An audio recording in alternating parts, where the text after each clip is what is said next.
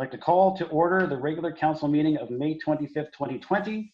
Before we get started, for those of you who are new to Zoom or have not yet mastered it, I'll note this is a relatively new platform for a council meeting, and I'll ask that residents hold your questions. At the end of each report, I will request council input first, and following council input, I will ask for residential questions. If you have a question, please click on the participants icon on the bottom of the screen. The raise hand icon is a blue hand, and if you click on that, that will indicate that you wish to speak. All right? So, and that's the same for council as well for the raised hand piece. So, if I get someone to approve the agenda. So moved. I think it was approved by Rob, seconded by Carolina. Carolina. And all in favor? Aye. Aye. Aye. None opposed. Motion carried. Adoption of the minutes. Can I get someone to move the item? Moved. I think Rob was first. I'll go Bruce, I think, was second. And all in favor? Aye. None opposed. Motion carried. We have no delegations and reports. 5.1, Ken Beauregard, our financial consultant, will outline the next report. Please, Ken. Yes, I'll just wait till it shows up on the screen. I know Paul is working on it. Just give her a second.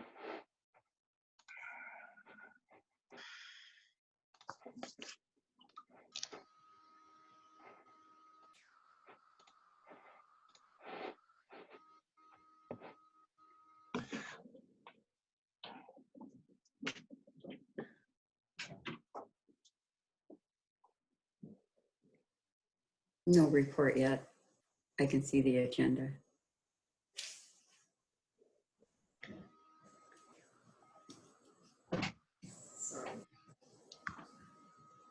There you go. Right there, yeah. So this report presents the amending financial plan bylaw,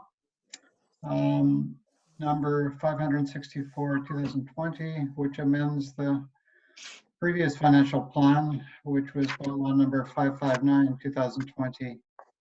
And pursuant to council's motion, if you look, there's a schedule that is attached with the bylaw that, if we scroll down, Paula.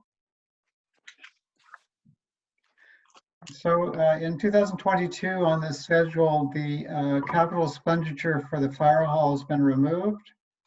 And also the funding for the fire hall has been removed from 2022 as well. So this, as we note, is pursuant to council's motion to amend the 2020 to 24 financial plan and remove the fire hall and related funding. So it's on the agenda for consideration of first three readings. Thank you, Ken. Can I get someone to move the item? I think Carolina moved it and Bruce was second. Any discussion? Yes, if I might. Please, Bruce. Yeah, thank you. Ken, please pardon my ignorance. I just get a little confused about the surplus deficit figure, and I'm looking on the page where you summarize the 5 years and annual surplus deficit. It looks like a string of deficits as they're bracketed at the very bottom of that. Shouldn't those be non-bracketed, or am I just reading it incorrectly? That would be correct. Yeah, that should be actually a surplus, yes. Okay, thank you. That's the only question I had. All right, I don't see any other hands from council. Anybody from the gallery, residents, questions, comments? Oops. All right, ready? All in favor? Aye. It's Bruce, Aye. Lisa, Carolina in favor? Yes, aye. I said aye. Okay, any opposed? Yes, we oppose. All right, 2 opposed. Motion carries. And 5.2, Lorna, for the special event permit policy, please. You are muted, just so you know, Lorna.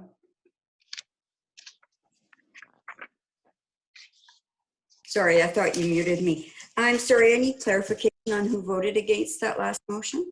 Councillor Begg and Mayor Blinky. Thanks. No problem. So 5.2, special events. Okay, Your Worship, 5.2 is the village has not had in the past a special event permit. And in order to develop a special event permit policy, I have included a report, and it outlines when we would use a temporary use permit. Right now, it would be used for the Evangelical Layman's Church for their tea room, but there would be other purposes at the same time that it may be used for. And in addition to adopting a policy, we would need an amendment to the fees and charges bylaw. And the rate, even though there was not an application form, there was a rate in the fees and charges bylaw for $195 for a special event permit. However, it was recommended that that amount should be the same that we're charging for filming, which is now $350 per day. Thank you, Lorna. Can I get someone to move the item? I'll move. Carolina moves. Carolina's moved. No one's willing to second? I will Nobody? second that. I will second that. Okay, Lisa seconds. All right, any discussion? Rob, go ahead. Oh, wait, Lisa's got her hand up. Sorry, Rob, Lisa's got her hand up. Okay, go ahead, Lisa. My question here, what other special event permits do we see in the village other than filming and this tea house? I am not aware of any other at this time, but that doesn't mean that there wouldn't be some coming forward. I know you mentioned that other groups have How does he know I want to speak? holding events. Participant. I'm sorry, there's somebody else talking. I muted them. It's okay. Go ahead. Okay, but I know the Evangelical Layman's Church have been approached to hold other events on their site, and it would certainly be helpful for the village to be able to know ahead of time what was taking place over there and how it was being managed. The most common thing is probably a wedding, because I think 35 people, is that the number that we request an event permit for, any more than 35 people? Yes, yes, Your Worship. And I think there's even another type of company that would like to have some kind of a festival over there too. All right. Thank you. Rob? Yeah, I had a couple of questions. Number one, I don't really understand. We passed this temporary use permit, and the Evangelical Layman's Church was to come up with a proposal, an access proposal, which obviously they didn't get access, but then they came up with a water access and a walking access was supposed to be a plan. And then that plan never materialized, at least I've never seen it. And then now we're on a special use, and they hosted weddings, which was a problem previously with the ELC. It wasn't part of what they were supposedly doing out there. My problem with this is I don't really know why now we're creating an avenue for the ELC to hold whatever and rent out their facilities when they don't have an access plan, period.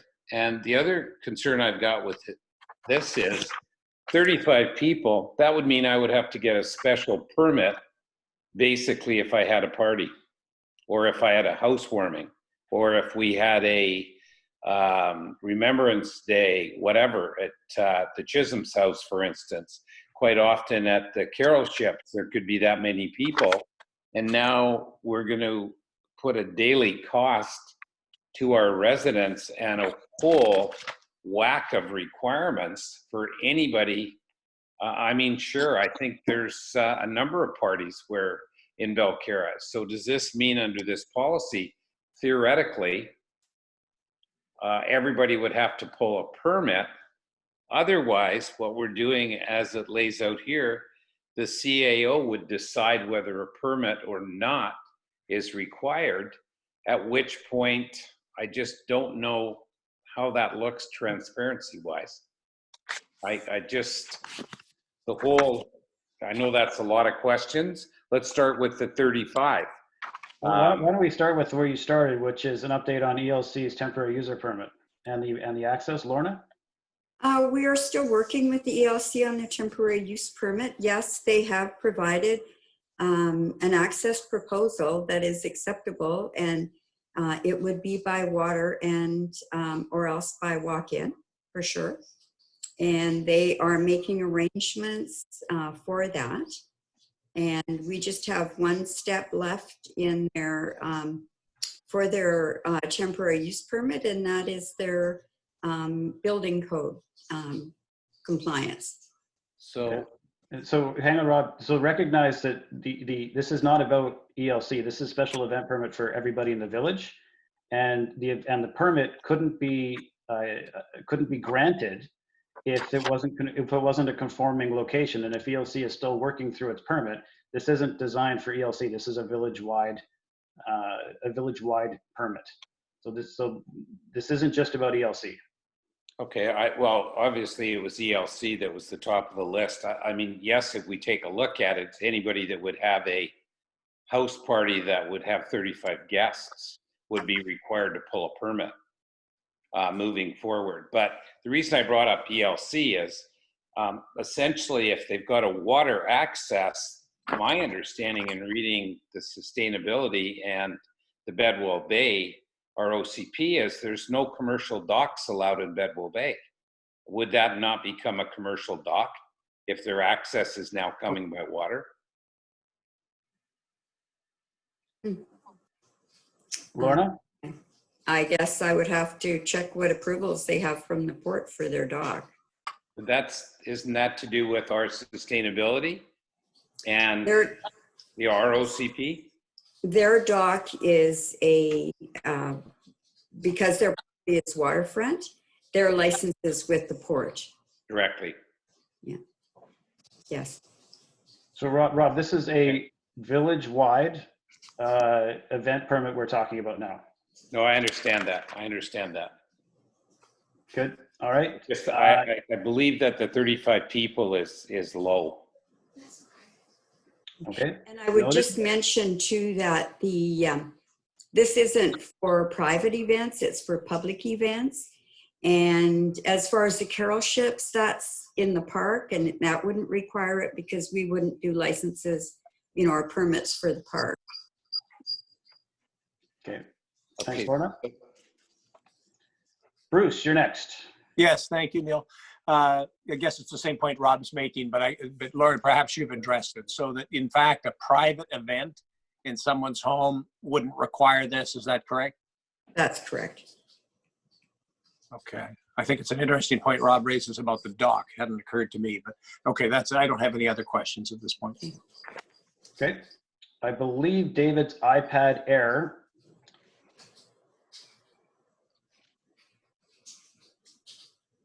I think it's Dave Goodman. Dave, we know by now you have an iPad Air. You can use your last name if you like. Yes, Dave Goodman here. Given that there's a mechanism for an up to a $10,000 fine, might it be worthwhile that the applicant also provide a bond of a substantive amount that would be returned if everything went fine? In that if there's a fine, it's often going to be hard to go after them, whereas if you have this bond, it might be a lot easier. So maybe that might be worth considering. All right, good point. Thanks. We had a substantive conversation about this, about the short-term rentals having to have a bond. And if I remember correctly, the decision was a relatively low dollar figure. And that it was, Lorna, what was the dollar figure for the short-term rentals for the deposit? You remember? No, I'm sorry, Your Worship, I can't remember, but it is low. I remember that, yes. Yeah, I think we chose to have to go after people after the fact with the short-term rentals rather than have to go, rather than have the bond be covering that, to your point, Dave, up front. Deborah Struck or Peter? We need to make this up. Unmute myself. All right, you're good to go, Deborah. Thank you. Okay.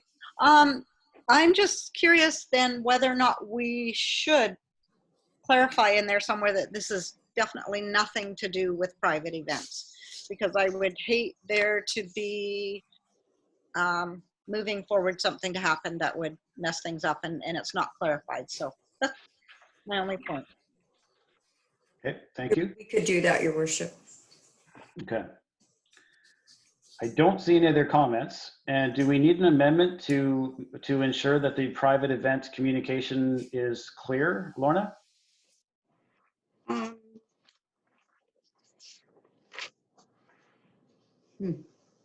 think so. It wouldn't hurt. So it's moved by Carolina and seconded by Lisa, and I don't know if they would mind an amendment. Yep, I'm okay with the amendment. Okay. All right, so Rob, I think this was in part, was it maybe coming out of your conversation? Who wants to offer the amendment? Well, I think the amendment would simply be a special public event policy, in brackets, non-private. If that would work.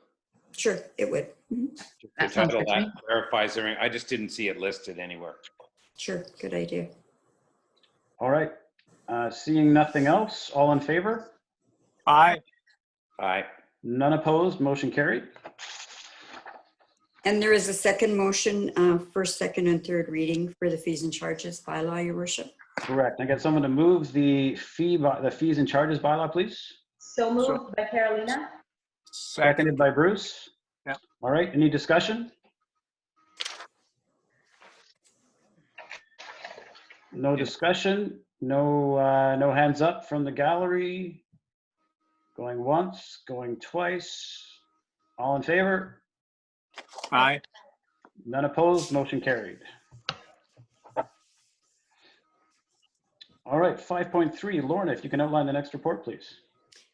Yes, Your Worship. As we probably discussed previously, in April, we did have a public information meeting scheduled with regard to the parking and by law enforcement in the village. And unfortunately, because of COVID, that meeting has been canceled.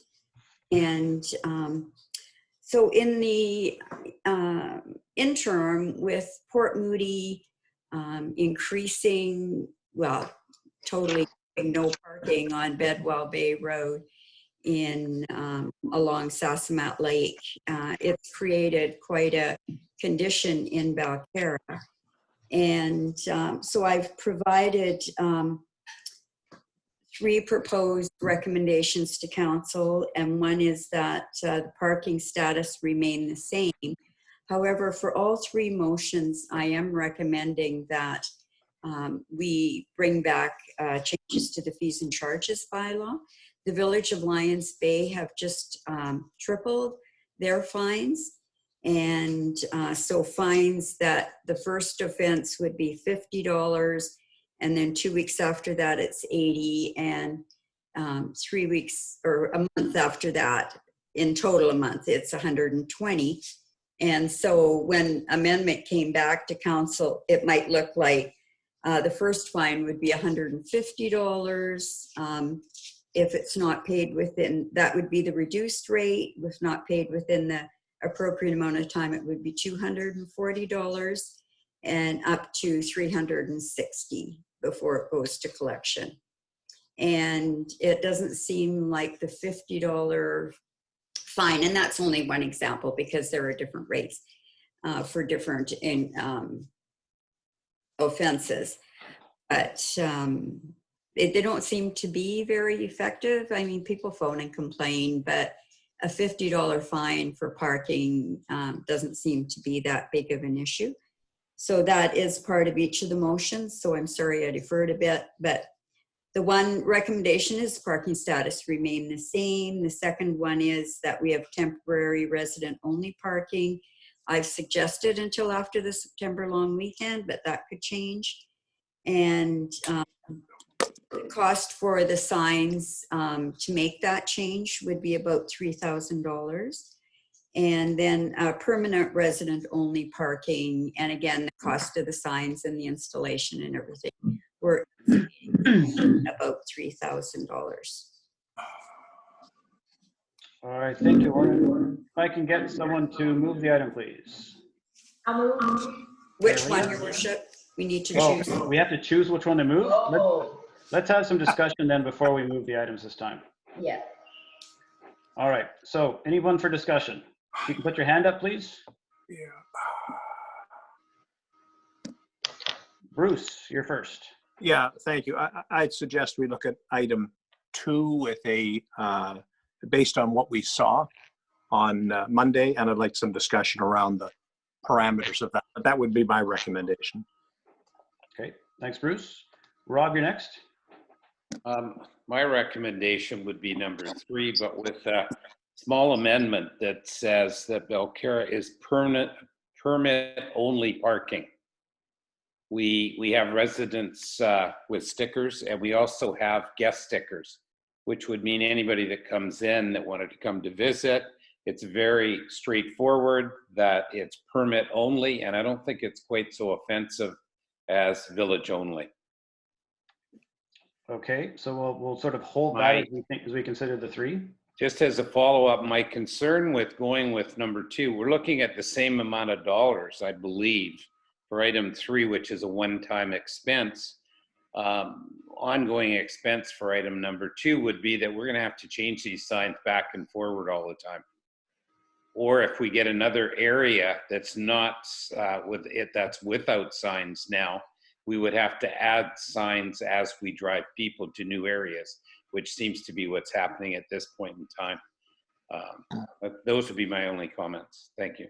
And Your Worship, I would say for number 3, that a permanent resident only parking, that is permit only parking. Just to be clear. Mhm. Yeah, I understand that. I just think that on the sign, permit parking only is less offensive than resident parking. And that's that's what the signs will say. Yes. Yeah. Okay. Sorry. Yes. Yeah. Great. All right, thank you. Lisa, you're next. Oh, I thought Carolina was next. Sorry. Oh, no, we can go ahead. According to Zoom, you're next, Lisa. Hang on. Am I unmuted? Yeah, we can hear you. Okay, thanks. Thank you. And I agree with Councillor Begg that and that it should say permit parking, not resident only parking.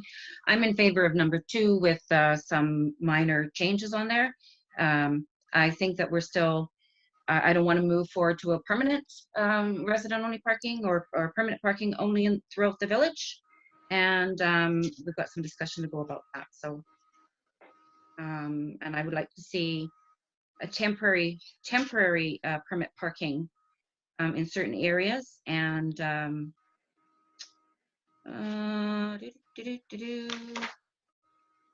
I'm in favor of increased fees because the $50 is not cutting it. Okay, thank you. Carolina? Yes, thank you. Can you hear me?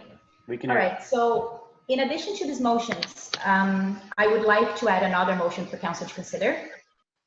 And if I can go ahead and read the motion so everybody understands. Have you sent it to Lorna yet? No, I just wrote the motion like a few minutes ago before the meeting. And then But it I has can to send come it- forward. You may say that, Councillor Clark, but then it has to be a notice of motion, depending on what other motion may go on the floor. Oh, so it has to be a notice of motion. I can't make a motion to be voted right now on it. I think the discussion should be finished first.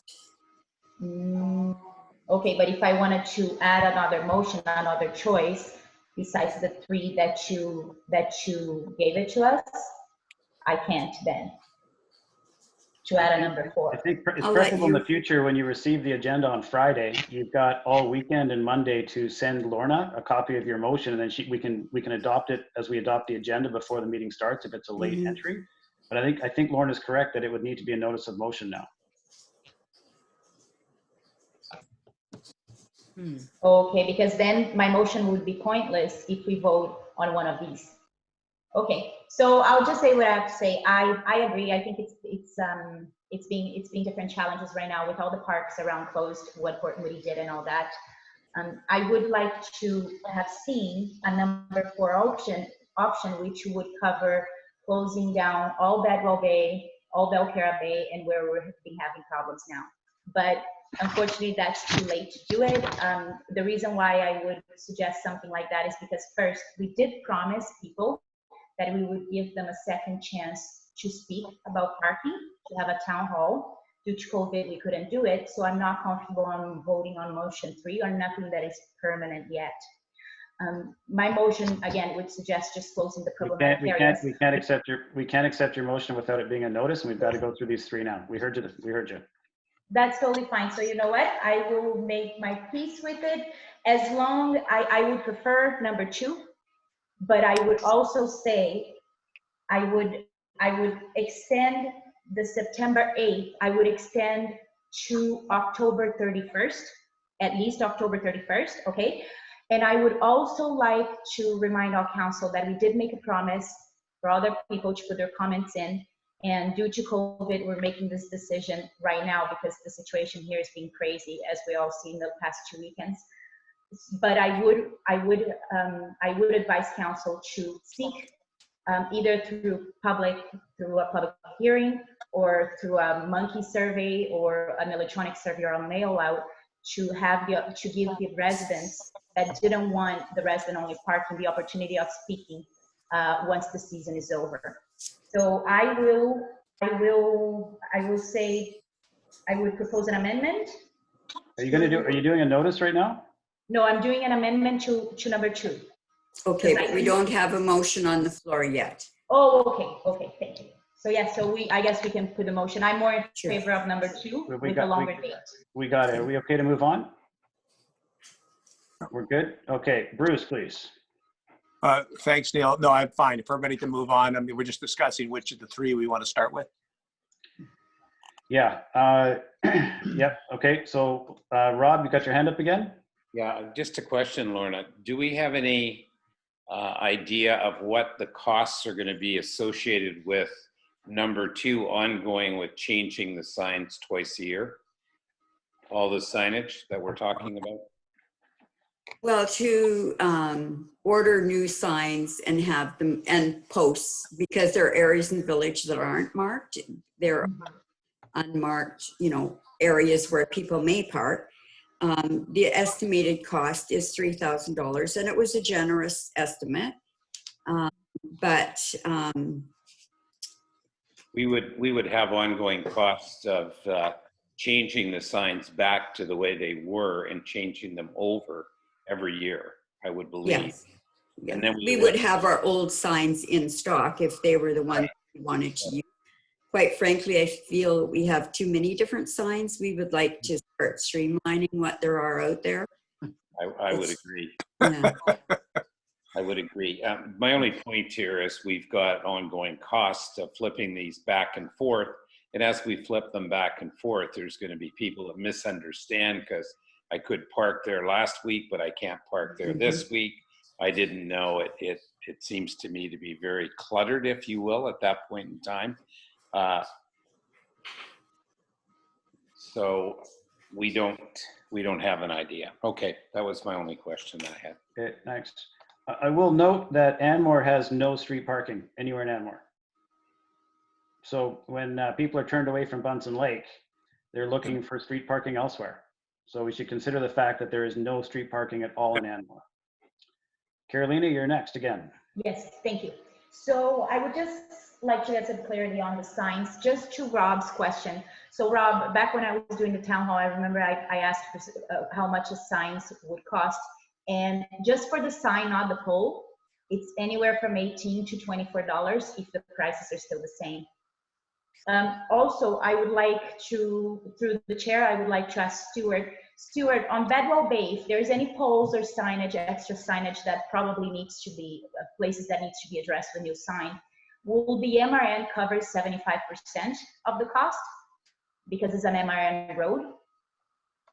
You're on mute. You got to mute. Thank you. I would have to check into that because, as you know, they do cover maintenance. We do have a budget for maintenance from Metrovan, but whether they would cover actual no parking signs, I'm not really sure because that's more specific to the desires of the residents of Belcarra. So I'd have to check in to that. And I would say that that doesn't cover signage, Your Worship. And the Does MRN not? was, the MRN was Or pulled, just- the MRN was canceled for the remainder of the year, so we're missing out on the next three That's quarters. right. So it's a moot point. And That just to was gonna be my next confirm, question. just to confirm with Carolina, this Yes. sign here, if you can see this sign, Yeah. that is $21 a piece for this particular sign. Perfect. And are the poles still around $150? That would probably be accurate. Okay, thank you. Bruce? Yeah, thank you. I mean, I just wanted to agree with Rob that, and I think we're all in agreement on this, we should keep the signs simple. There shouldn't be a large number of signs. And as to his concern about having to move signs about, I think so long as the motion that we ultimately vote on doesn't include a provision for engaging residents on this matter, then if there's an overwhelming support for resident-only parking or whatever term we want to use for it, we don't have to change the signs anyway. But I do think, given the history we've had on this, it's an appropriate, at least interim step is number 2. Thanks, Neil. No worries. And it is noted, it's overwhelming when it comes to the letters. We have four on this, we have four on this agenda alone, and staff receives letters constantly about traffic and parking. Yeah, and I certainly agree that Monday was not a positive experience. Oh, yeah, I agree. Lisa? Thank you. How would you deal with tradespeople coming in and out? Same as always, When- Lorna? When tradespeople come in, Your Worship, there are a couple of things. They might need a traffic management plan, depending if it's a big construction, then that comes in with their building permit, traffic management plan. And other than that, we are usually in touch with the homeowner and ask them to use their guest parking passes. We allow them some temporary parking. Sometimes they do have to park, maybe in residential only parking for a short period of time, maybe to drop off lumber or something like that. And if there are, say, 3 trades vehicles for one site, we will ask them, they can't right now because of COVID, because they can't drive in each other's vehicles. But other than that, we ask them to utilize the village parking lot and drive together if they don't need their vehicle specifically at the site to unload something or for tools. Yeah, you have lots of unmarked and marked trade vehicles, and you've got lots of lawn maintenance and gardeners and plumbers and saw cable, and there's many different kinds of trades that come in here. Yeah. So if you have permit parking only, I just was concerned how that was going to affect them. Yeah, And they should use guest parking. Mhm. And it'd be the same as Anmore. Right, we can do just what Anmore does for all the contractor parking as well. And just, my final comment again is until we bring this back to the public, which we had promised that we would do, I just can't go forward with a permanent resident or permit parking, resident only parking in the village. I'd like to hear more, because even though you get lots of, and I know it's been a nightmare because of COVID and what Port Moody did, and it's very dangerous. Bedwell Bay is very dangerous right now. I totally get that. I understand that. And I have everyone's concern and safety at heart. But there's many people that don't write. Many that they don't have a concern and they don't write. You hear about the ones that do. You don't hear about the ones that don't have a problem, because they go, everything's fine. I'm going, yeah, but So you've got to think about that too. It's not just the ones that are writing in. There's many people that aren't writing in that don't think there's a problem. I think there's a problem in Bedwell Bay. Carolina, you're up again. Thank you. I would like, if possible, for staff to consider as well placing some strategic signs especially on the most problematic areas, which is around Belcarra Bay and after the village hall on Bedwell Bay. I think it's important to post some signs on the inside, like at the entrance of each road, that is saying perhaps no water access. I've noticed that there is one like that on Turtle Head, but there should perhaps be one like that on Coons Lane, and there should be one like that on Whiskey Cove, and in every road that I guess that we can see fit. I see a lot of people trying to access the water through those little roads with kayaks, sometimes carrying up the kayaks up here, and there's no way to access. So I would say let's follow the lead of the Turtle Head Road that says no water access, because that makes it easier for people. Another concern that I have too, that a couple of residents down at Combs said to me, is that they're getting a lot of traffic and there's a difficult turnaround up there. I understand that staff put a new sign right at the entrance of the road, but perhaps we should consider to put a sign saying local traffic only. It is a very hard turnaround. Every time somebody takes that sharp curve, it takes some gravel out of one of the residents. It's also people are starting to drive on top of the water boxes there. So I think extra signage in roads like that would be very useful at this point.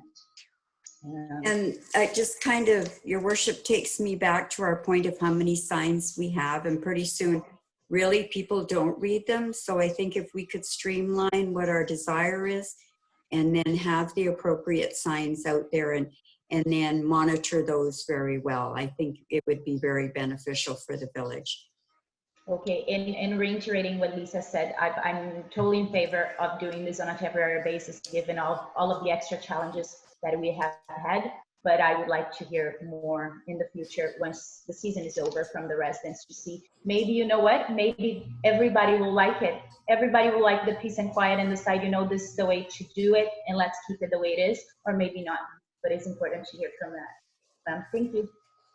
Thanks. Let's just, for overall general etiquette, we don't have to repeat what each other have said. Well, it's going to take a long time for a Zoom meeting to do that. So we listen, we've got it recorded, we can check again. Let's try to bring up new points all the time, and only once. Go ahead, Rob. Rob, you muted yourself.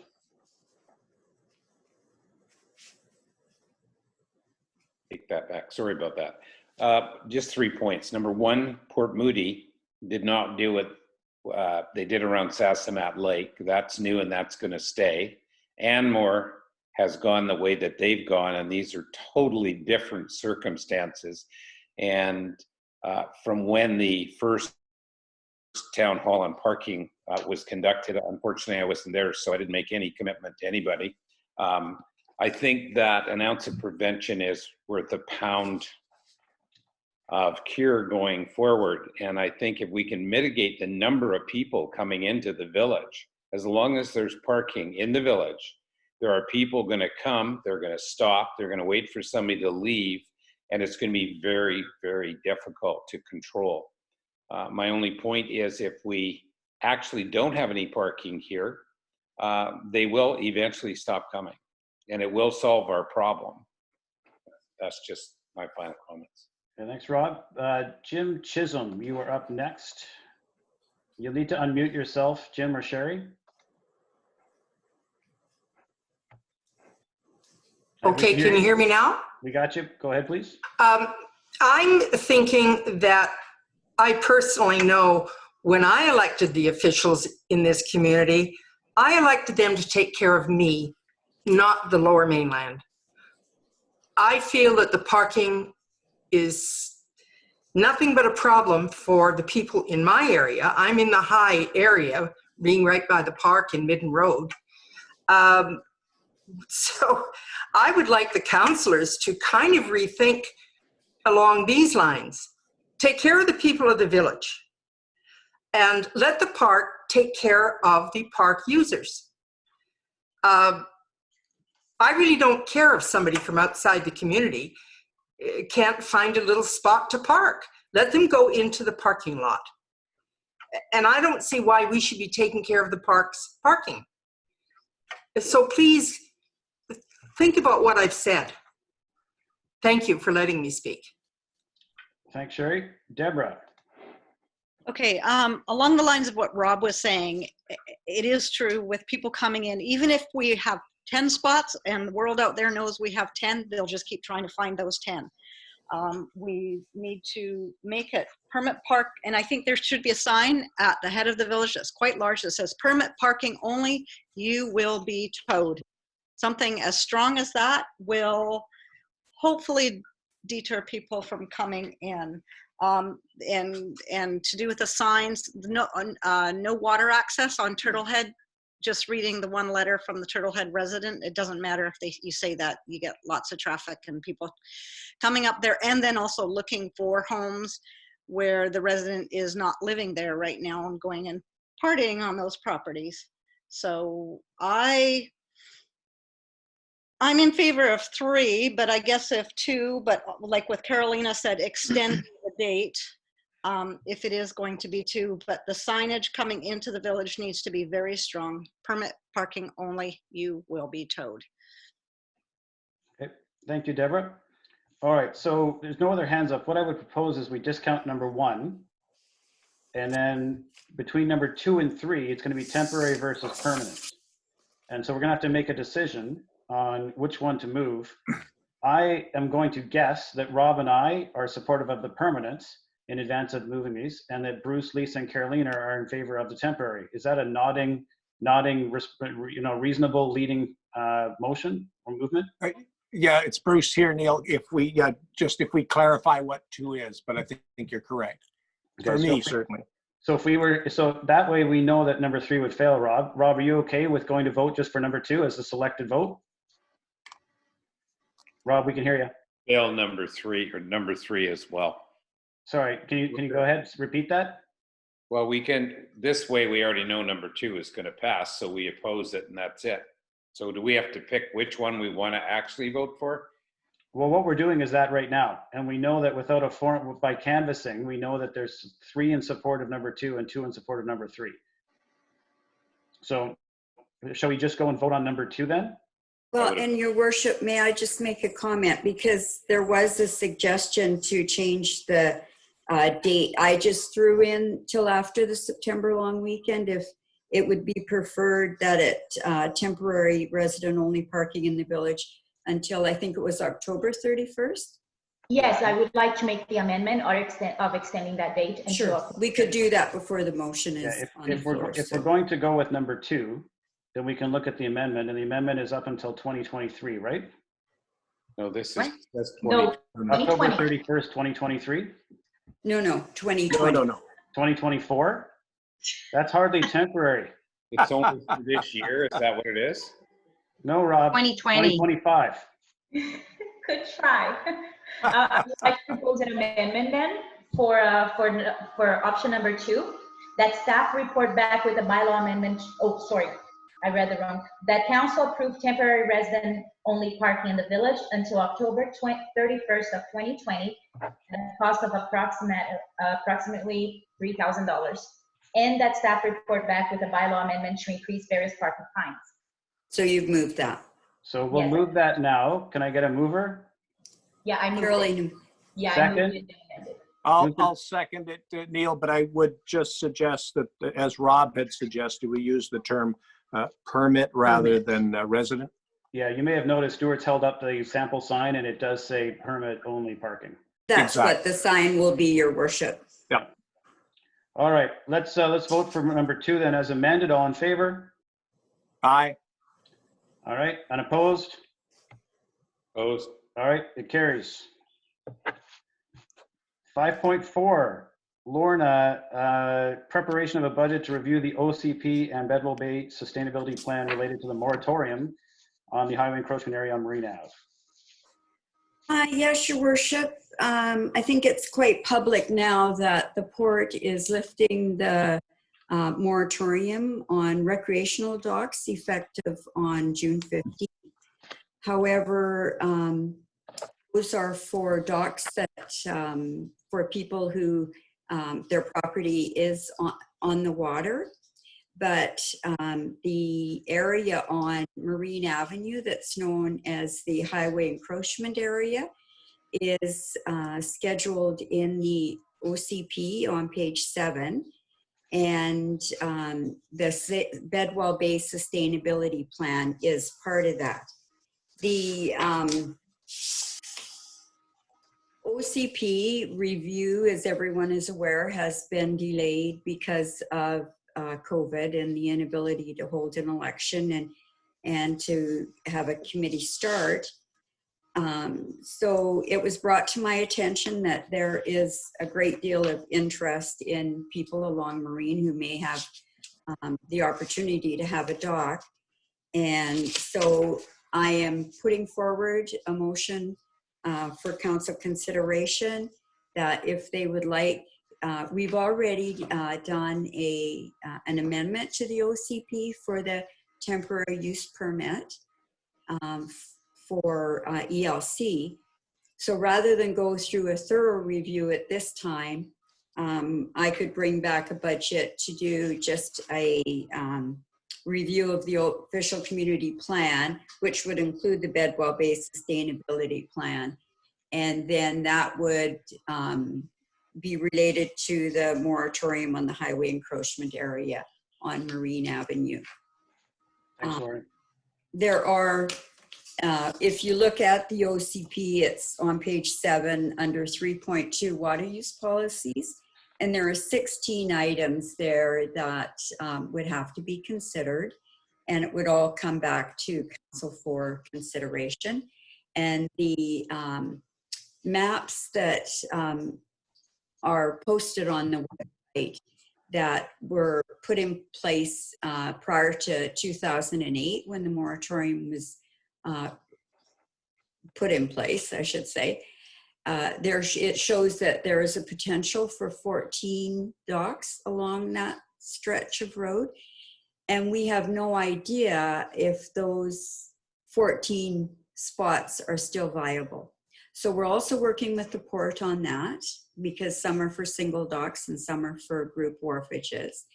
It is an environmentally sensitive area, so that has to be reviewed at the same time. And I believe there is also an archaeological area along that strip. So those are the types of considerations that need to be made for this review. And like I said, if council wishes, I could bring back a budget for consideration. Okay, thank you. Can I get someone to move the item? So moved. Second. Lisa, Carolina second. Any comments, discussion? Rob? Yeah, just question I have, a clarification, point of clarification. My understanding is that the moratorium was put on Bedwell Bay in 2014, not in 2008.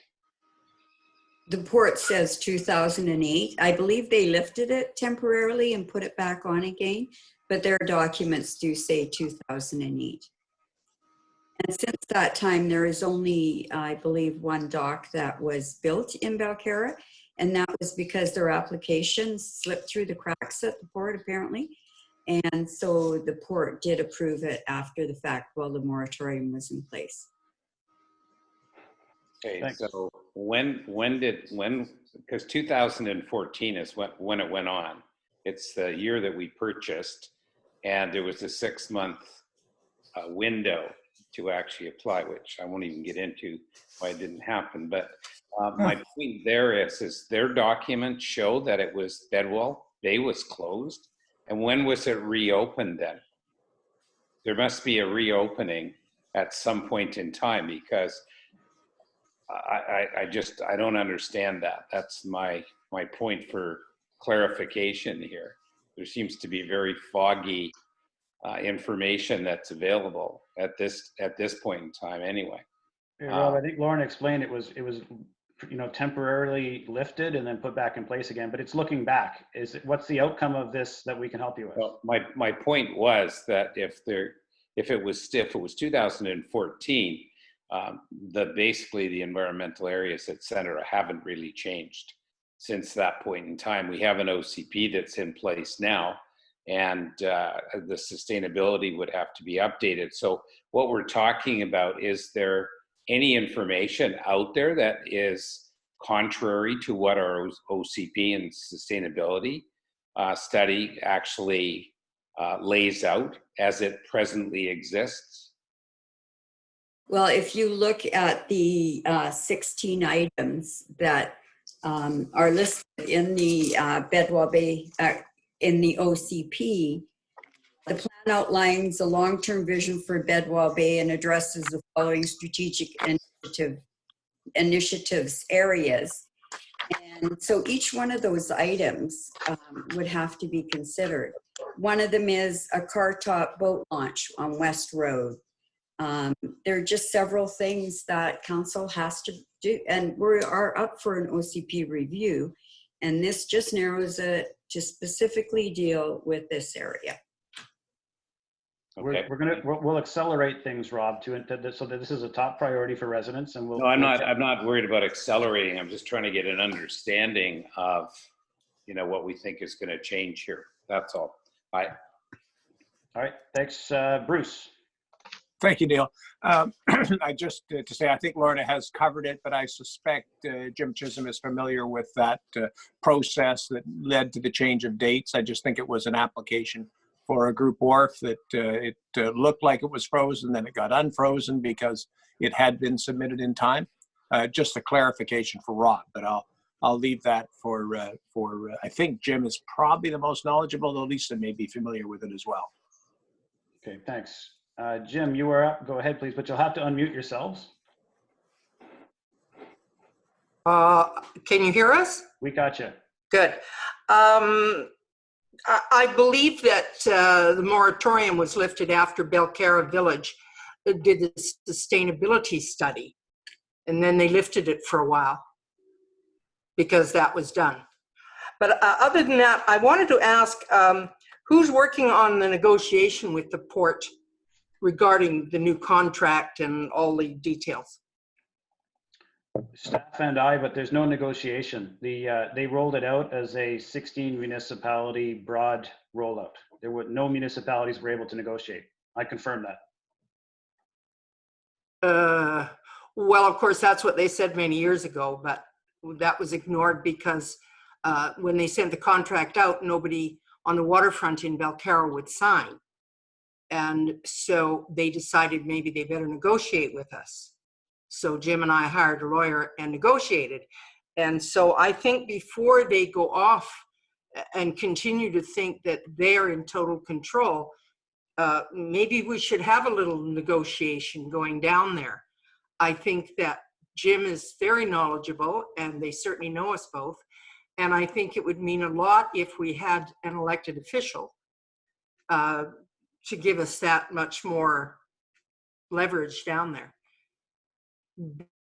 Because as far as I'm concerned, I'm not going to be prepared to sign their contract as it probably is. First of all, it's too much money. You can appreciate the frustration, and it's on your letter. I will say per your letter, the land acquisition person actually wanted the fees to be staggeringly higher. And so the ability for us to negotiate from their perspective does not exist, nor did it exist for any municipality. And if we wanted to try to push a specific point, I am told that it's a group as a whole is the way they communicate, as opposed to any municipality having any degree of tailored support. Now, yeah, well, whatever is agreed to goes to everybody. Yeah, there is a degree of tailored support for the group docs. I think we're the only ones that have them. But, and as a result, there's going to be a degree of preference for the ability to put a group doc in over private docs. Yes. But I've not been given any inkling prior to the rollout and since this rollout that there is any discussion being willing to be had on their part that would modify any of the basic terms.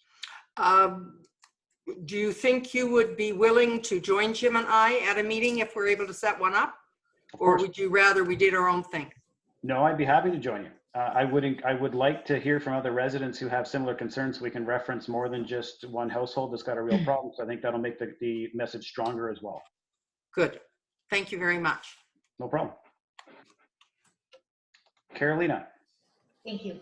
To Jim and Cher's point, I think, do you think there would be an opportunity, Neil, if perhaps Belcarra would reach out to the other municipalities and try to get their support on this?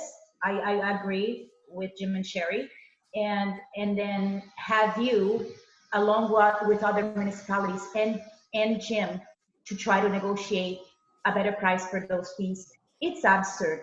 Like this is, the jump. It's amazing. So I do believe that if we reach out to the other municipalities and ask for their support, I believe there will be more opportunities out there And that will make us stronger, right? So once you get other municipalities to agree, and I would support to have Jim Jim Chisholm to support you on this, to help you out with the negotiation. And I would remind people that there is a webinar that the port is putting on Thursday night. It's posted on the website, so that might be good information for people to take part in that. I think they can accommodate up to 500 people.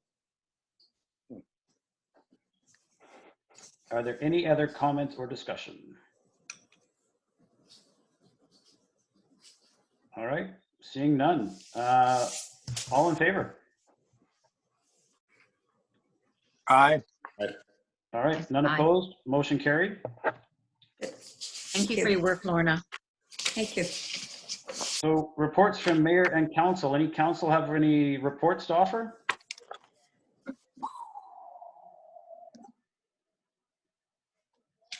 Bruce, go ahead.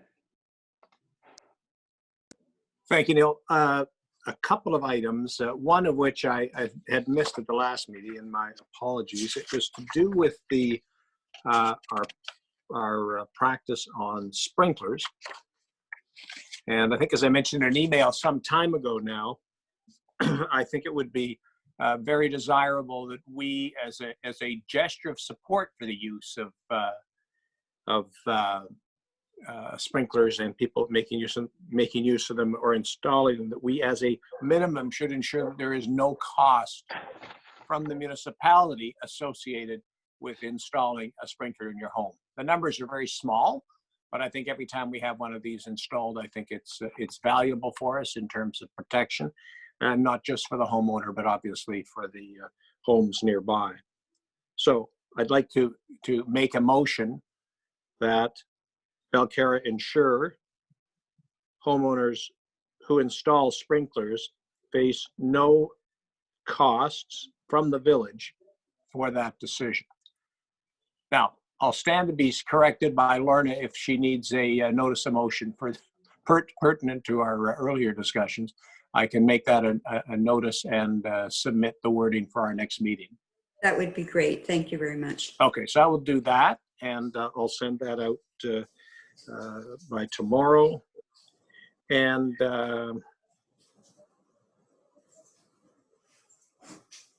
the second point is just, and I'll add that as well as the second point to do with sprinklers. I know we had made an effort as a result of the recommendation from the Water Committee to require sprinklers on large, on new homes and on major renovations, and that we were turned down by the province. And I will make a motion again at the next meeting that we return to the province and make an appeal for exceptional consideration given our unique circumstances.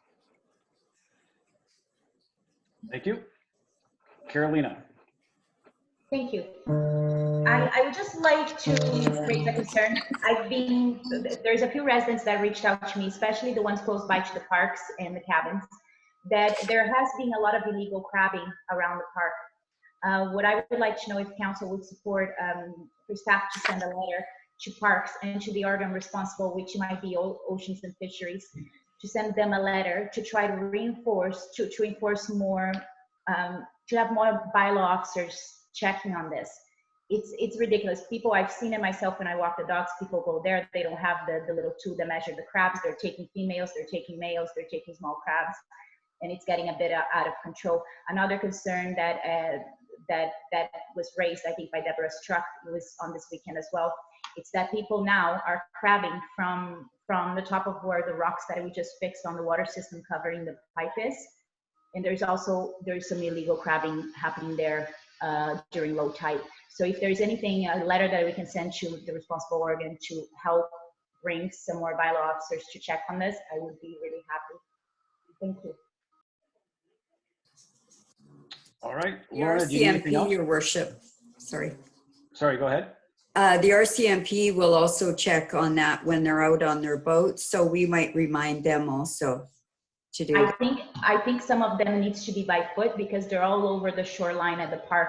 down at Admiralty Point and all that. So I think it would be helpful Sure. if some of the staff park, if they could enforce such things, to be Okay. on it as well. Because the RCMP, they just have the one boat and they have to cover this whole area. So I Yeah. don't think they would be, pulling Okay. over and checking. It would be a hard thing to do. Thank you. I think Fisheries had a truck there last night, so we just need to come out more. Yeah, if we can send a letter from the municipality, I think that would be pretty strong, and they would perhaps give more attention to it. Thank you. So on my slate, the the fire underwriter survey, we're expecting a letter from them this week. So I think that will be the last in the trifecta of the water engineer, the fire department, and the FUS in a statement on the water situation. So we should expect that letter hopefully by Wednesday. And then I'm not sure, and Bruce, maybe you can chime in. I'm not sure what we expect still from the water committee. The engineers, an engineer has indicated we have a deficiency. The fire underwriter survey will likely support that, as did the fire department. So I'm not sure what we're expecting from the water committee, but in order to address the deficiency, we have really a choice of a water reservoir as per the number 1 on the next steps from ISL Engineering's report. What would you propose, Bruce, is the next step for the water committee in advance of our being able to put ISL Engineering forward on the process of planning and costing and all the things related to a water reservoir as as a storage option? Yeah, well, thank you, Neil. I would ensure that we put the question of the water tank within the draft terms of reference for the water committee, and we will move to bring that committee together as quickly as possible. At the moment, we're constrained, as you know, by access to Zoom and staff availability, but I gather we'll be able to do that shortly once taxes are resolved, because that's a principal pressure we have now. What I'd like to see from the water committee is their assessment and feedback on the options we have to improve firefighting, and obviously one of those is the water tank. Well, I think we have Chris on the line. Chris, are there any other options? I mean, we have our professional engineer, and I can't imagine we'd ever take the water committee's recommendations over an actual water engineering firm, despite the fact that we appreciate and respect all their perspectives. Chris, are there any other options when you're looking at somewhere between 90 and 225 liters per second of flow that we have as a village, especially if we have a fire underwriter survey letter come back saying we're fire flow deficient? It's a good question. There's always options. It just always comes down to a question of economics, right? Okay, so and my bad. And if I can pick up on that, Neil, I mean, that's basically where you come down to on this. It's how much fire protection is prudent given our financial capability and the circumstances we're under. And look, I don't know what the fire underwriters are going to have to say, but certainly looking at the options we have, and Chris will participate in that. And I certainly do agree with you. Ultimately, it's a decision for council. So I mean, it's not going to be the water committee that's going to make that decision. It's just a series of recommendations or suggestions from them. Chris, could you continue with what you were going to say about the options? Yeah. So when it comes to options of providing we can discuss all night about which regulation to use and what have you. But if you want to go down different routes of how to provide the water that's required from kind of reports that I've looked at here, typically I would say the reservoir is really your number one because it's the best bang for your buck for providing that amount of water for the amount of flow requirement needed. There are other ways. Yeah, there are other ways, like bringing Metro Vancouver water all the way to the village. But again, that isn't really a financial sustainable approach, right? So when you say there are other methods, there's always other ways to do things, but it always comes down to the financial aspect of the decision, right? And Bruce is right there about a decision regarding the financial side of things. Yeah, it's always about the risk, as I talked about there previously. It's a risk management situation as well. And if you want to put the engineer in the driving seat of risk, I would say you want to drive your risk down as low as possible. But that's not for me to make the determination. So Chris, with your 11 steps outlined, at what point of those steps would the costing come back for us to consider? I can't remember, I don't have the steps in front of me, but it's really what you want to do is look at the whole water system, model it, make sure the model is running correctly, and then best way to describe it is you kind of interrogate the model to see what would be the best bang for your buck, which probably does come back to a reservoir, which I would say, I don't know, it'd be one of the very first things you'd want to do in a report. So you've got complete concept designs as step number 5, complete detailed designs as step number 7. We can't get to those until we vote to allow you to start to proceed with even the design and assessment details. And it is the cheapest, what you're saying is it's the least expensive option, and we have been advised by you and the fire department that we have an insufficient fire flow, correct? Yeah.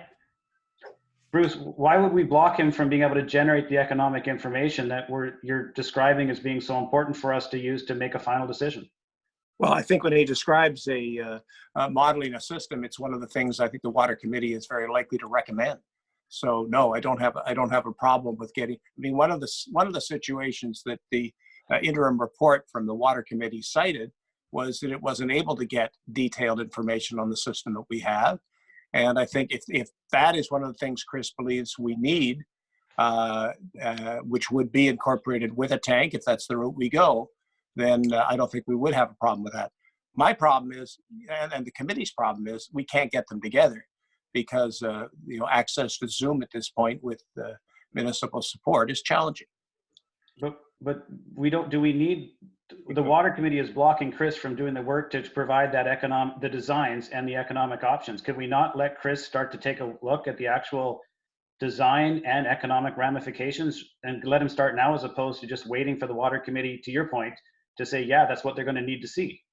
Yeah, I think you raised a good point. I guess the only scenario in which that's unwise is, of course, if the Water Committee comes back and says, no, we think given the financial implications, these options are better. Council could make a different decision, and then it's only a matter of how much, resources have we devoted that we would then not devote. And I think that risk is low. And, if I knew what the numbers were, you could probably talk me into it. Well, we can't tell what the numbers are until Chris can design it. And he is saying it is the least expensive of the options. He has ruled that we're insufficient already for fire flow, as has the fire department, as we'll see the FUS come back as well. My point is only, why wouldn't we empower Chris to begin the cost assessment for us to consider and have the Water Committee's feedback on that cost assessment? Because without that, they can't make any recommendations anyways. Yeah. It sounds like a good argument to me, Neil. I don't know if there's any members of the Water Committee that want to comment at this point. Would anybody from the Water Committee like to comment? I mean, what I'd like to propose is we allow Chris to begin the actual cost assessment so that we have something to debate and something to consider. And having the Water Committee wait for however long it takes to get them together with everything else going on, just to say, yeah, we need that financial data to be able to make some decisions, that's an unnecessary delay. Look, Neil, I agree with you on this in the sense that it hasn't been my experience in anything the Water Committee has looked at to date that they found they've had, more engineering information than they wanted. It's always been a lack of that, and the fact that they've been looking for clarity and looking for precision in terms of agreements or standards or whatever one might cite. So I don't have an objection, if that's the question I think you originally put. That really is my question: is can we let Chris begin to create that data that the Water Committee is absolutely welcome and encouraged to provide feedback and direction with? That economic data is going to be the most important part, and we can even task Chris to add on the costing to connect to Metro Vancouver if you feel that that's something the Water Committee has to say, well, obviously that's not going to work, in order for us to be able to move forward as part of Chris's direction. Yeah. It'd just be nice to get Chris working on this now, so that we actually have the data necessary to be able to make some decisions. Yeah. So with that in mind, if I make a motion to allow Chris to begin step 1, this doesn't mean the Water Committee is a moot point. It's going to be involved throughout, but it will give the Water Committee the information necessary through a design and some costing to at least have an educated conversation, to your point, which is absolutely necessary.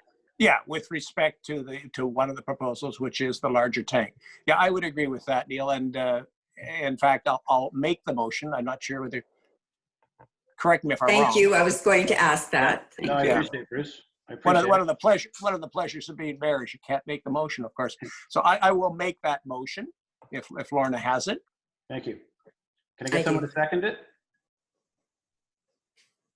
Is no one willing to second the motion? What motion are we talking about? Bruce's motion or your motion? To It's the move same forward? thing. I can't make a motion. So Bruce is supporting my motion about having ISL Engineering and Chris begin the actual modeling. So no decisions to do it, just the modeling, the costing, the design. So we have the actual cost data that we can consider and the water committee can consider. Before we go on with that, I have my hand raised for a while. I just have a couple of questions. We should have a seconder. Sorry, Oh, we need to continue on this. So Rob, are you saying you're willing to second this? Yes. Thank you. So we're discussing this motion only now, which is to let ISL begin the actual modeling and the costing to give the data back to the water committee and residents to consider. This is the #1 recommendation out of a list of 11 from ISL's report. Are you calling the question? It's already there. Okay, so we're gonna vote. No other comments? Yeah. This is where he's calling questions. Yeah. Any questions, comments? Berlina? No, No? not on this. All right. All in favor? Aye. I am. Thanks. All right. Great. Thank you very much. Motion carries. And so we can move on from there, but I appreciate it, Bruce. I want the water committee to have the data, and until we give Chris the chance to go ahead, they can't have that data that's going to be so important for their recommendations as well. So I appreciate No, and I appreciate you raising it. I mean, we share a common objective, as does the water committee. So, and certainly having more refined data is something that's very germane to their work. Appreciate it. Okay, so let's go back to Carolina. You're next up. Thank you. Can you hear me? All right, so do we have any grants that have been approved to date on the tank? No. No. How much do we have any estimate of what the step #1 will cost to the village to get Chris to do it? Or like how Sorry, much what's your will it question? cost us to get this? How much is it going to cost for Chris to figure out how much it's going to cost to do it? Yeah, because we pay, I believe, for him to bring reports, he gets paid to bring reports, right? We have already passed a budget for working with ISL Engineering. Then that's fine. Then that's good. That was all my question. Thank you. That's it. All right. Deborah, you are next. Deborah's running back. You're muted. I actually was putting up my hand for somebody named John, but I don't know if it's John Carlson, John Wilms, or John Snell who couldn't put their hand. That's really hard for us to figure out, isn't it? I just said, I hope you can unmute yourself, because Carolina noticed that as well, right, Carolina? Yes, and I did respond to him on how to do it, but I don't know which John If you is. move, for anybody out in the audience, if this is your first time or having trouble continuously, if you move your cursor, you'll see a toolbar move up at the bottom and a participants that shows there's 28 participants right now. If you click on that, you'll see a list of the participants come up, and then on the bottom of that list, it will say raise hand. And if people would put their last name on their, Yeah. Yes, that would be iPad helpful. Air. Your last name would be absolutely wonderful. Especially unless you're sponsored by Apple. All right, Jim Chisholm, we'll jump ahead. Hopefully someone else can help. Oh wait, John Snell has just raised his hand. That may have been who Deborah was trying to handle for. So John, do you know how to unmute yourself next? Do I have to walk them there? Yeah, I've unmuted myself. I'm not the John in question. Oh, then you have to step back. Sorry. Well, I Jim's up do, next. but I do have a question if I can put it forward. Not yet, sorry. I jumped you ahead because of Deborah holding that place in line, but we have another resident who's ahead of you, so keep your hand up. Okay, And you can come up next. Okay. All right, Jim Chisholm, go ahead. Jim, you're muted. Go ahead. You're muted again. Oh, you muted yourself again. You had it unmuted for a second. Click it again. There you go. There you go. Okay, this is with relation to what Bruce is saying about the sprinklers.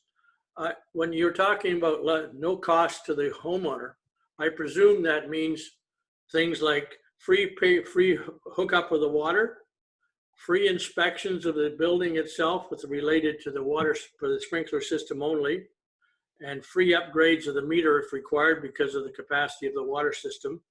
And if there's and that's it. Was that correct, Bruce?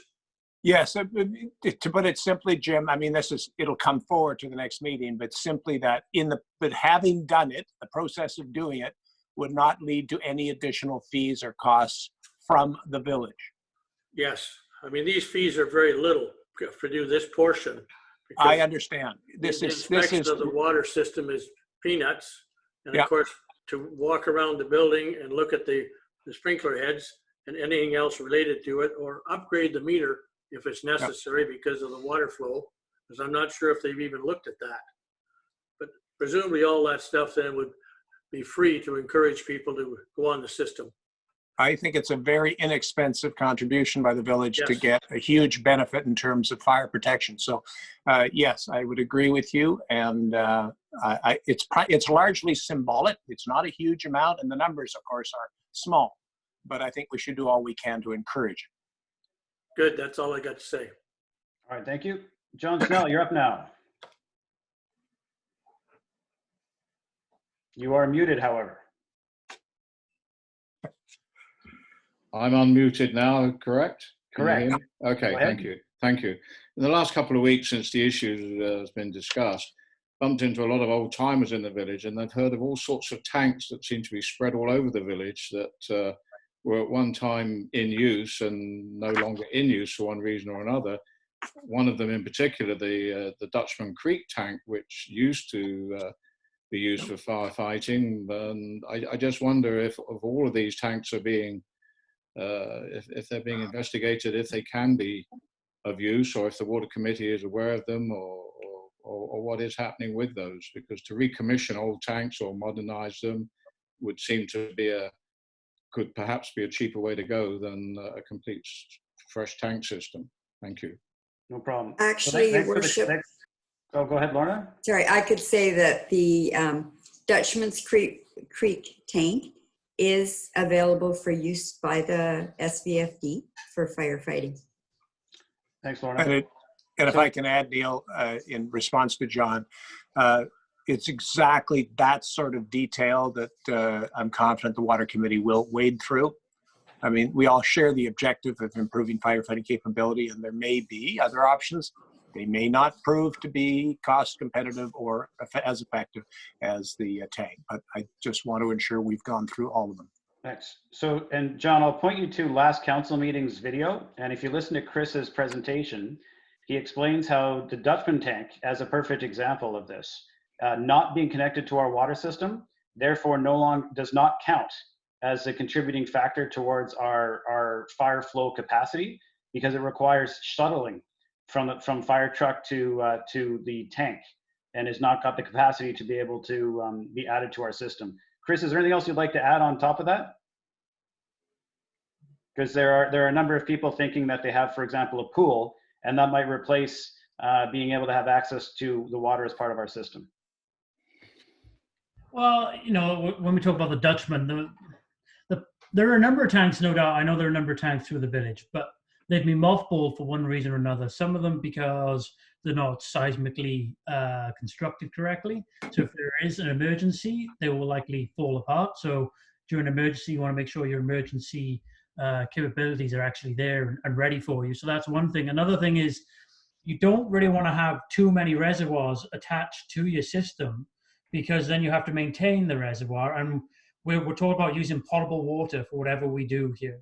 And we can't have a Dutchman kind of reservoir, which is taken from a creek, I believe, taken from a creek, and then attach it to our potable water system, because we then run the risk of creating contaminated water sources. So we can't allow that just to connect randomly here and there during a fire. So all these things could be considered, they will be considered, but it's making sure that, you know, we have the right information. I think that's one of the things the Water Committee could really help me on, is sometimes we might not have the right records, but they might know of things within the village that I'm not aware of, that I can be pointed to and say, okay, I can review that. Is that a good idea? It might be a good idea. It might be a bad idea. But without that information and that background knowledge, it's hard for me to give an overall opinion. And that's one of the things I would do in the report, was make sure all the stones have been turned over. Yeah, we've looked at this, and I think the final outcome is X, whatever that might be. Thanks, Chris. So to John's point and to Bruce's point, absolutely, we're going to be looking at everything. And now we've given Chris the go ahead to actually begin that costing exercise, and the water committee will be involved throughout. So that ends council's and my new business. We have correspondence. There are 15 pieces of correspondence. Can I get someone to move these items? Someone's really, really loud by their microphone. It's Bruce. Bruce, you might want to mute yourself. Bruce, Oh, sorry about that. You're killing us, Bruce. The entire municipality's on hold for you. All right. I'll move the item, the correspondence. Moved by Carolina. Can I get someone to second? Second. Second by, I think Rob piped in there. Rob, you seconded? Yep, second. All right. Any discussion at all on any of the letters? You should probably receive them first, Your Worship, and then have discussion. All right, let's, we've got it moved, so all in favor? Aye. None opposed, motion carried. Anything rising out of these letters that anybody would like to discuss? Anything that people would like to discuss?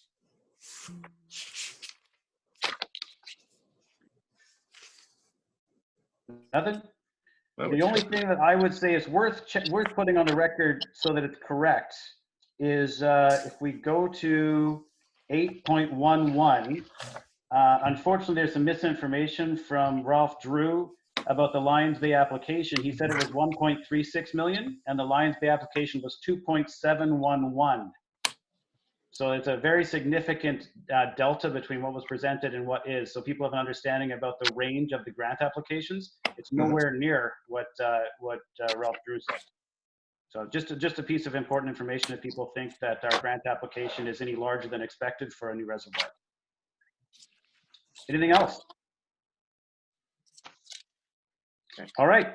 Any new business from council, even though we did the reports?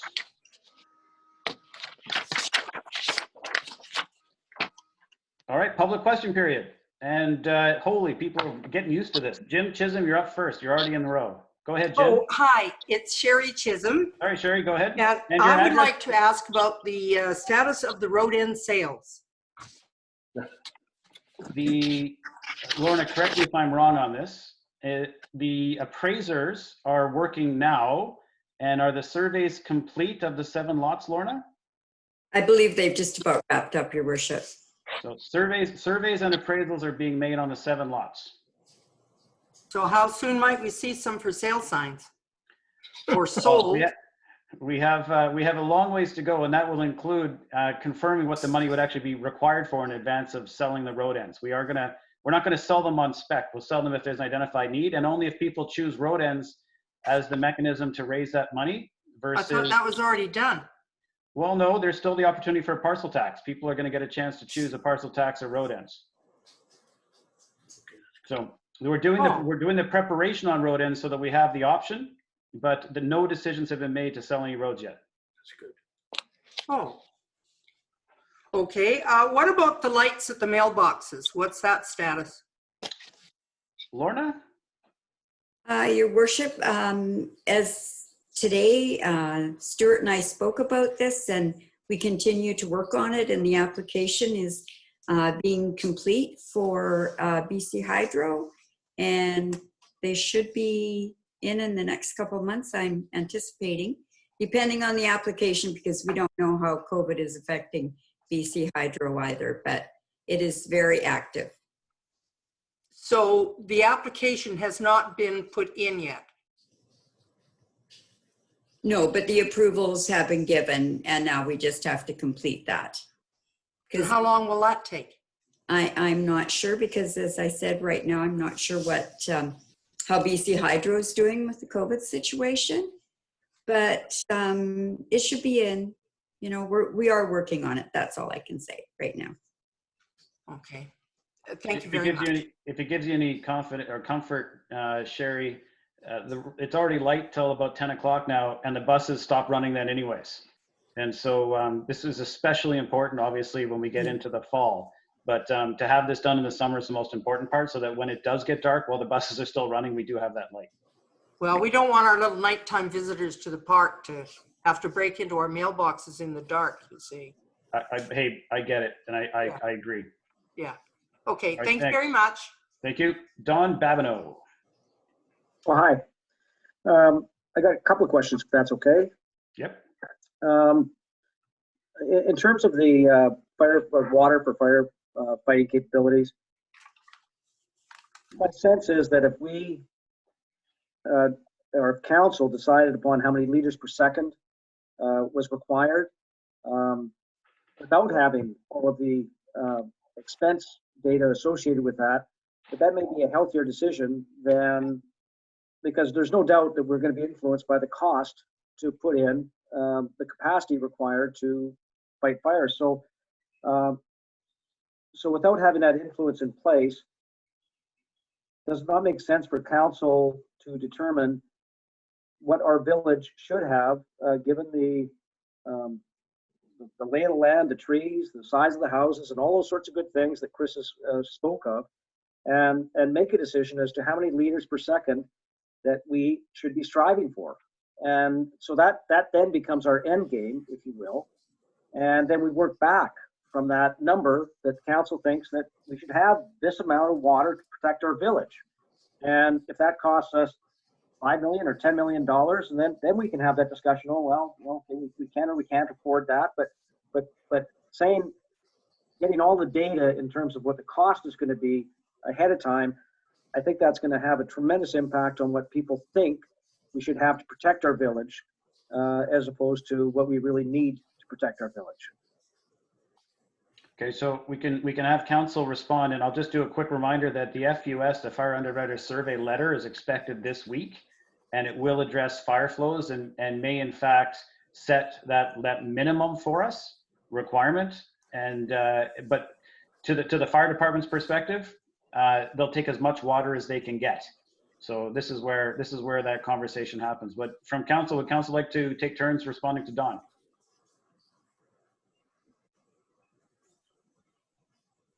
Not all at once, please.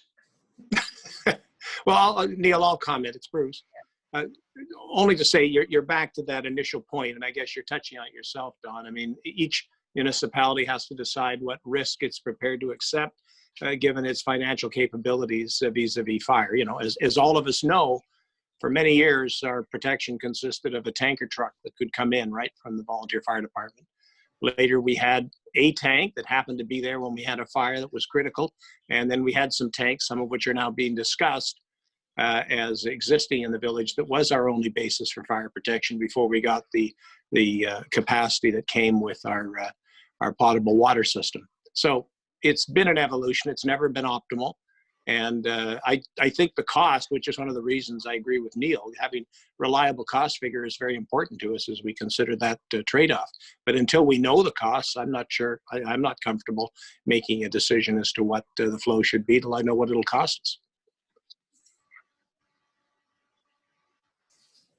I can comment too. Yes, I think I would rather see what the water committee is going to come back with and what FUS is going to come back with before I can comment on that as well. So I would prefer to wait to get back to you, John. Lisa or Rob? I think Rob, Muppet Bag. Oh, there we go. There you go. I didn't hold the space bar long enough.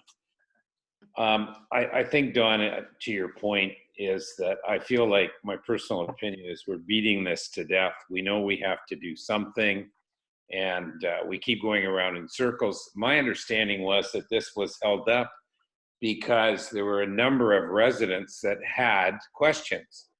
To my understanding to this point, nobody's asked the water committee any questions further than what they've already answered in their interim report that they put out, unless I'm way out of the loop at this point in time. Bruce is liaising with that because I relieved myself of it. I felt the water committee had done a really good job. The cheapest alternative was a tank, and we know that in the last 10 years, there's a lot changed with climate change, with 1 million visitors a year into Belcarra Park, with all the boating activity.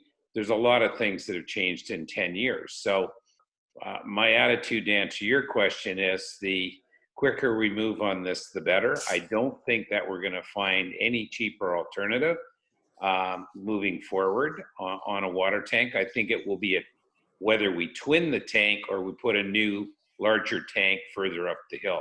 That's where we're going to get into the decision that we need to look at. And I commend Neil for getting this thing moving forward. At least we are taking baby steps to address the issue. I just don't think we can do nothing at this point in time to address the fire risk that we have. And that's all I can really say in background for yourself. I appreciate that, Rob. And I think that leads nicely into kind of point B of my question, and that is, Don, you didn't give Lisa a chance. Did you want, Lisa, did you have a comment as well? No, Lisa's got, okay, Lisa's not up. Sorry, Don, for interrupting. I just wanted to give her a chance if she had something she wanted to say. No worries. Rob, you came right down the path that I wanted you to, and that is in terms of the time frame. We've been fiddle farting around with this since 2010, and the water committee did a great job. They made the recommendation to get the engineer in. The engineer has come in. Chris has given us his report. Things are moving forward. So that's progress. But in terms of actually making some decisions, can council commit to some sort of a time frame that us villagers can look at and say, oh, well, this is great. We're not going to be messing around with this for another 10 years. Within the next 30 days, this is where we hope to be. Within the next 60 days, this is where we need to be. It's been too long to get what we need to protect our village. I think, Don, to answer your question, you could ask Chris how long it would take him to come back with what he needs to do on his end, and that'll be the first answer, as we've just, passed that to move forward, at least in a baby step. That's where we would start. As I said, I mean, I'm void of any other options that would be less than either a single new tank further up or a twin tank at Tatlow. I was involved with it from word go, but as I went back to say, there's a number of questions, which is why the water committee was resurrected. And I personally don't have any of those questions. I don't know where they are at this point in time. If they are, possibly there's water committee people here. I know Jim's on the water committee, and I think Ian is also on the water committee who's in. Maybe they can add something to this. I don't really know. Okay, well, to your point, I think that's a great comment you made, Rob, and that is, Chris, how long is it going to take now that you've got the go-ahead to, with this next step in the process, how long is it going to take you, Chris, to get that information to council? That's a loaded question. Tonight. Yeah, right. I would say like a minimum of 6 weeks. It's going to take. It's one of these questions of, I don't know what I'm starting with the information. If I can get information that it kind of is ready, available, it's in the right format, it takes very little time to do something. But if I don't have the information the way I want it, I then have to create it, and that's what takes time. So it's a bit of a loaded question, and that's why I would kind of temper your expectations towards 6 weeks than sooner. All right, and okay, well that's the first step that needs to be taken. And I guess just a thought, and that is with reactivating the water committee, if you will. Now that we've got Chris involved, if there are any questions, does it make sense for Chris to field those? Or if there's additional information to be forward, that goes directly to Chris so that we expedite this process. That's a good question. I prefer that didn't happen, because direct questions to Chris would mean that there's a high risk of duplication of questions and a high risk of wasting Chris's time and our money. Yep. I have encouraged all of the questions to be solicited and captured and amalgamated and led by the water committee, and let the chair of the water committee do the communication in tranches, or whatever works best for Chris. But just to make sure there's no time wasted on Chris's part, and let him keep working on the important stuff. Fair enough. Okay. The second question I had was in regards to our roads. I'm surprised that people haven't spoke up about this more before. They're literally at our end of the village falling apart.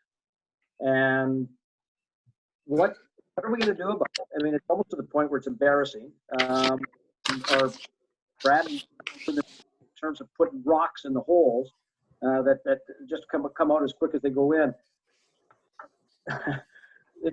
Our roads are falling apart. I've never seen them so bad in 25 years I've been out here. And we're not talking about it. So I have to own that. We have nothing, we have no money. And so you haven't seen an aggressive infrastructure plan. We've got money set aside that is yet to be determined whether or not it'll be used to repair Midden, or perhaps moved across from Midden onto the Bedwell Bay corner just before Belcarra Bay. But that focus on that has been the extent of a major repair, as opposed to just continuing to fill potholes. When, as a municipality, you don't save money for a rainy day, well, the roads, it's raining on the roads and we don't have an umbrella because we've never saved money for it. What we're doing is we're doing 15% property tax increase this year to put some money for the first time ever into the bank to be able to help to fund the repair, the proper repair of these roads. And so the plan is working. You can see by 2023, we are going to be debt free just based on the tax increase. And we are going to have to continue to put money aside for probably a small major repair per year. And this year, the question is whether or not it's going to be Midden or moved over probably to the Bedwell Bay, and then we can't afford to do more. It's going to get to the point where it's going to cost a lot more to fix the roads because they're going to be in such disrepair than it is to do some repair at this point in time, I would think.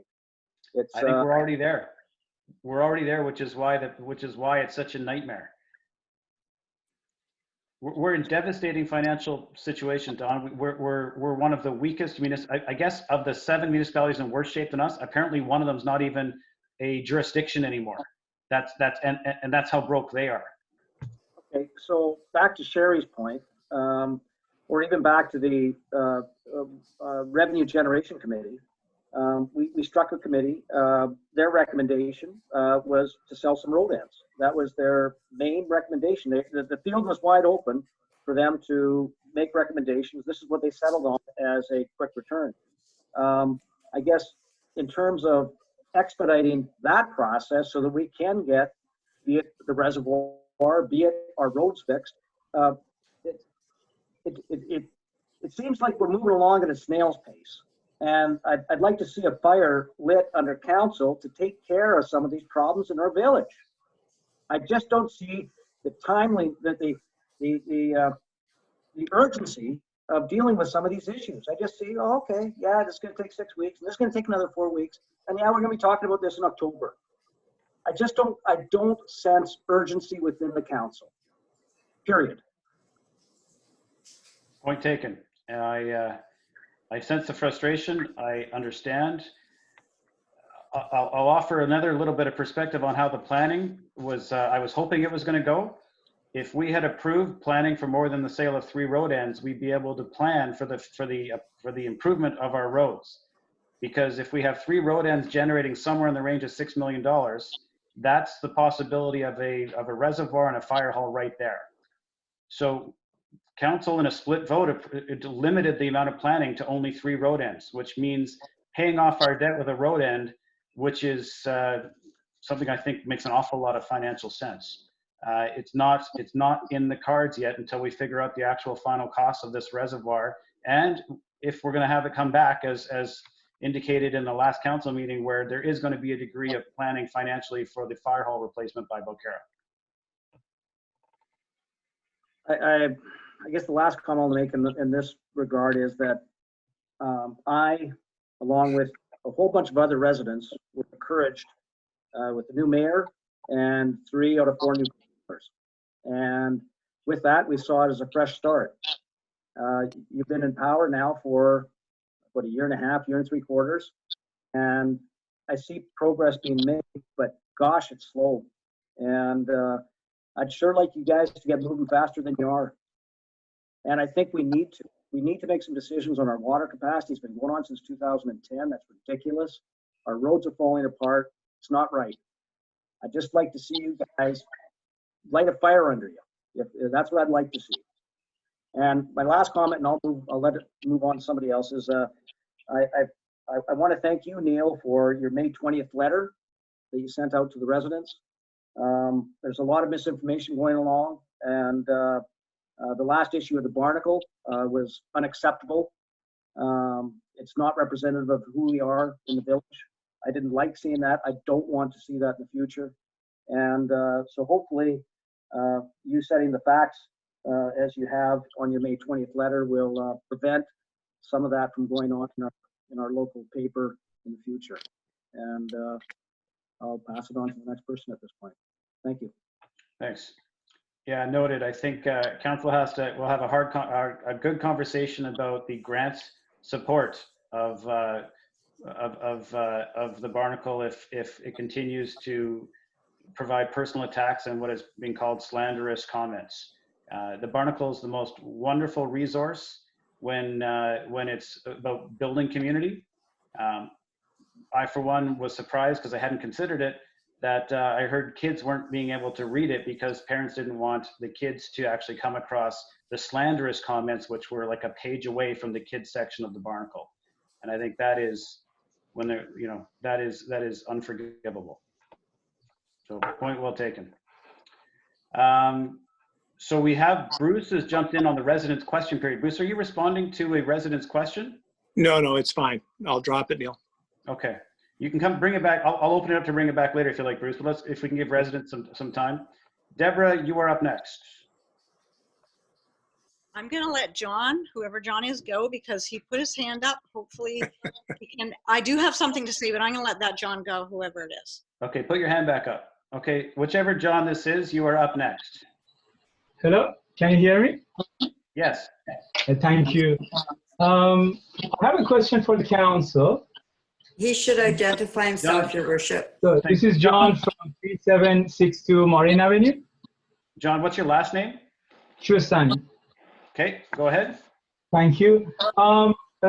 First question, as everyone is aware of, the ports applications for the group wharfage is on a first come first serve basis, but the village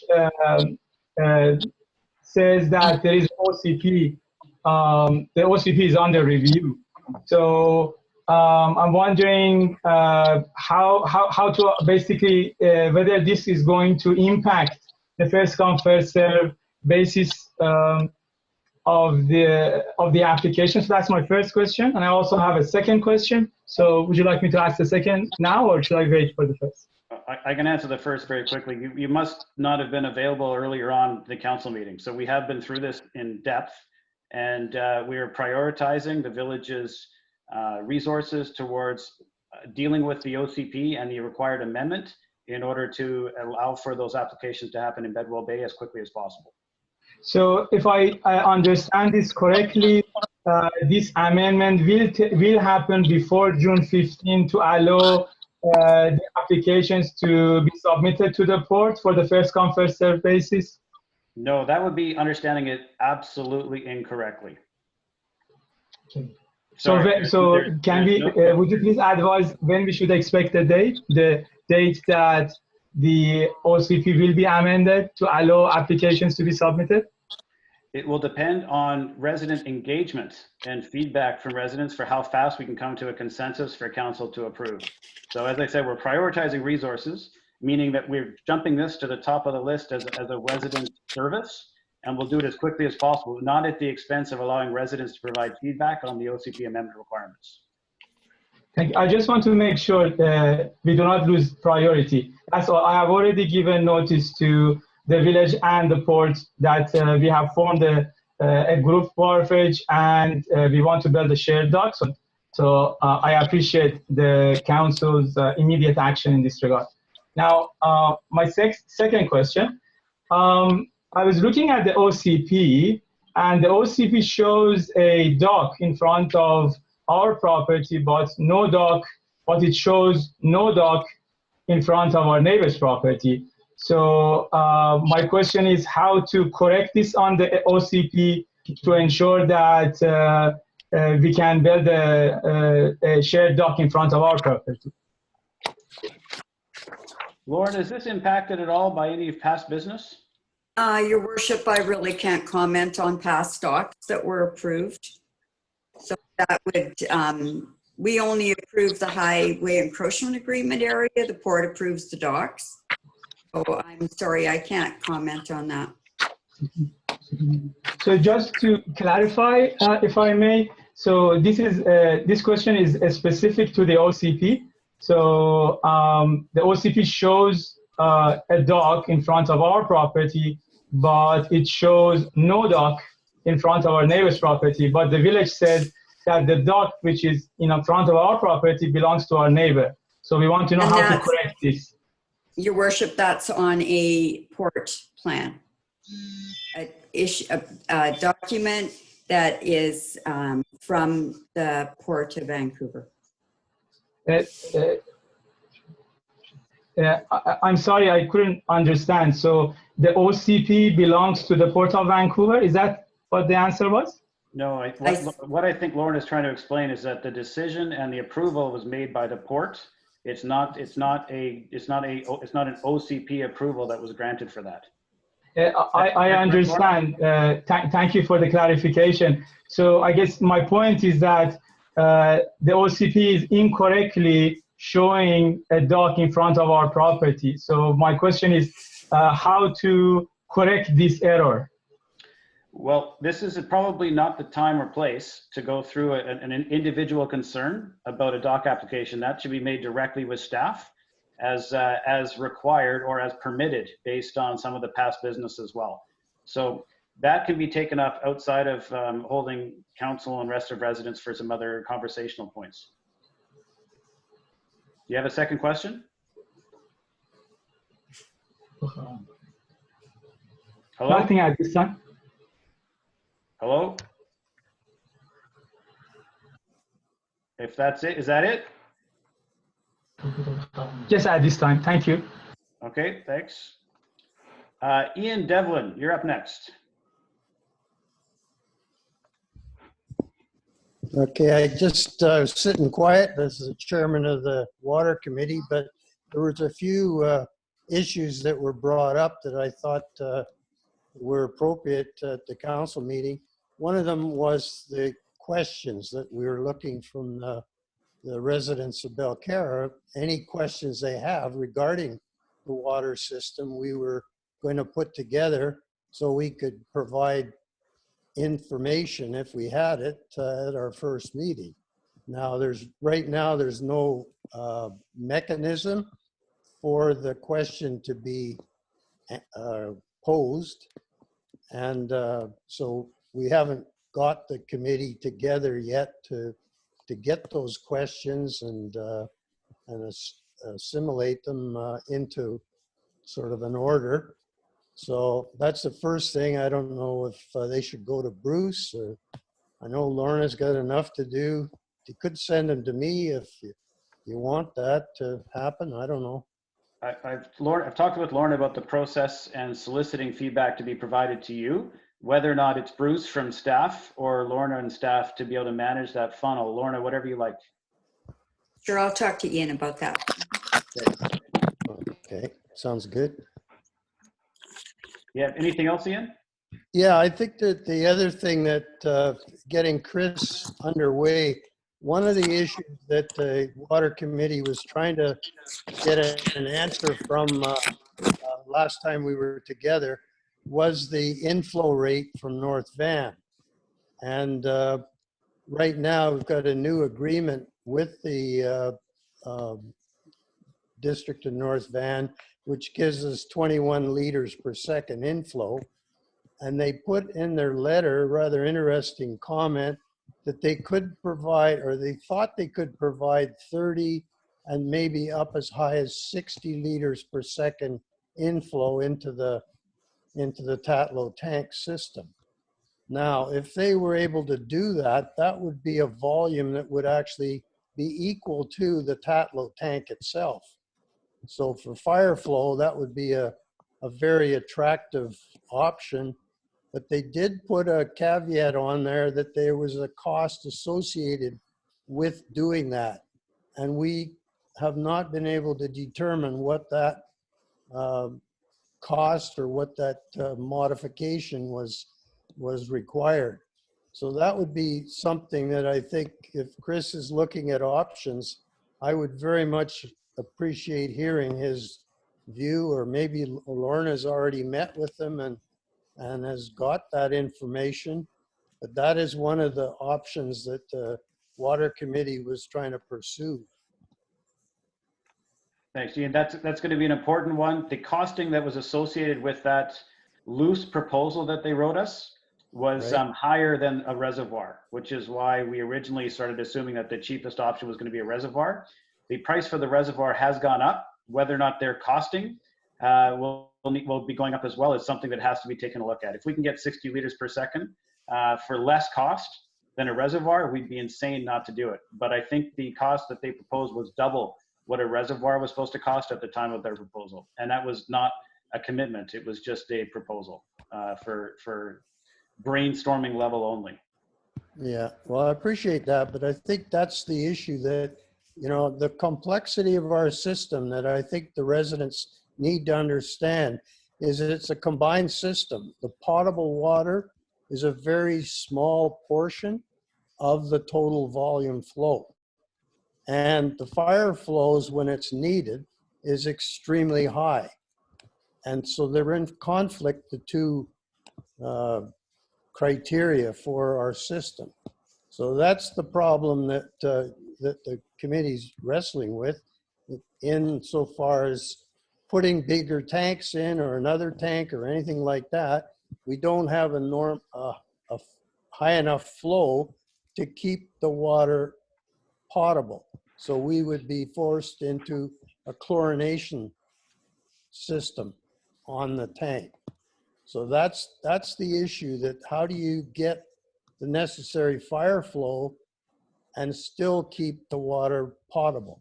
So that's the really design issue that has to be grappled with, and we certainly look forward to Chris's thoughts on that one, because that's the biggest hurdle to come over. So, but anyways, I'd like to see the questions come in from the residents, because that gets us started.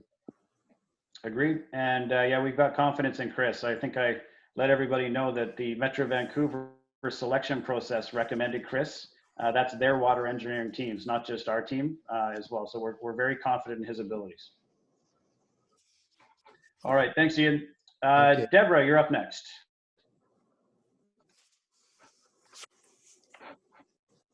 But you're muted. What does the space bar do? Because it didn't unmute. Put the space between two letters.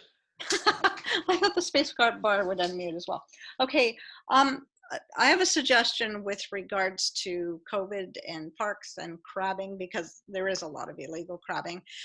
Would it be something that would be helpful for the council to approach DFO and ask them to close the area completely to crabbing? Then they don't have to worry about policing it.